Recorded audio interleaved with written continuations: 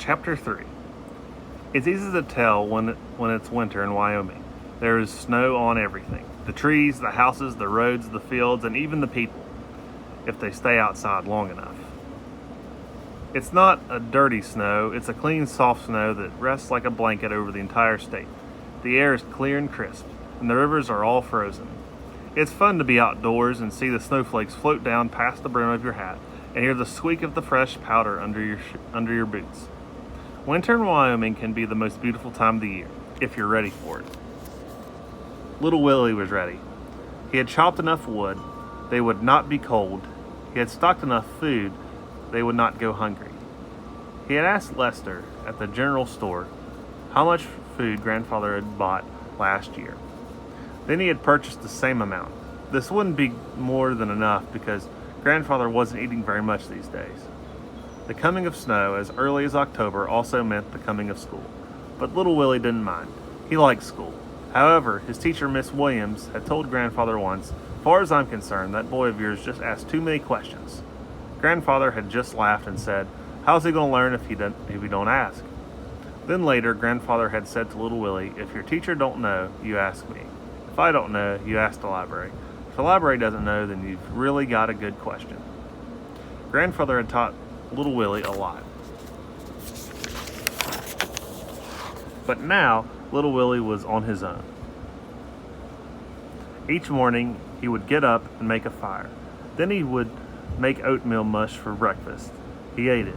Searchlight ate it. Grandfather ate it. He would feed Grandfather a spoon at a time. After breakfast, little Willie would hitch up Searchlight to the sled.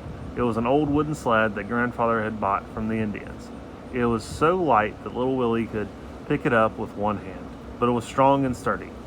Little Willie rode on the sled, standing up, and Searchlight would pull him 5 miles across the snow-covered countryside to the schoolhouse, which was located on the outskirts of town. Searchlight loved the snow. She would wait patiently outside the schoolhouse all day long, and little Willie never missed a chance to run out between classes and play with his friend. After school, they would go into town of Jackson and run errands. They would pick up supplies at Lester's General Store or go to the post office or to the bank. Little Willie had $50 in a savings account at the bank. Every month, Grandfather had deposited the money little Willie had earned working on the farm. "Don't thank me," Grandfather would say. "You earned it. You're a good little worker and I'm proud of you." Grandfather wanted little Willie to go to college and become educated.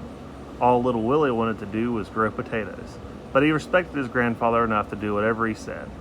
If there were no errands to run that day, Searchlight would just pull little Willie up and down Main Street. Little Willie loved to look at the people, especially the city slickers, as Grandfather called them.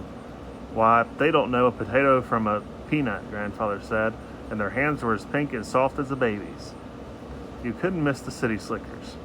They were the ones who looked as if they were going to a wedding. At a little before 6 each day, little Willie would position his sled in front of the old church on Main Street. Today, again, he waited, his eyes glued on the big church clock that loomed high overhead. Searchlight waited too, ears perked up, eyes alert, legs slightly bent, ready to spring forward. Bong! At the first stroke of 6, Searchlight lunged forward with such force that little Willie was almost thrown from the sled. Straight down the main street they went, the sled's runners barely touching the snow.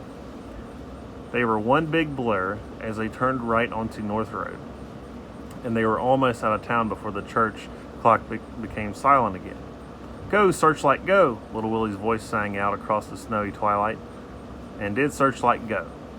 She ran this race 100 times before, and she knew the whereabouts of every fallen tree and hidden gully. This enabled her to travel at tremendous speed, even though it was getting dark and more dangerous. Little Willie sucked in the cool night air and felt the sting of the wind against his face. It was a race, all right, a race against time, a race against themselves, a race they always won. The small building up ahead was Grandfather's farmhouse.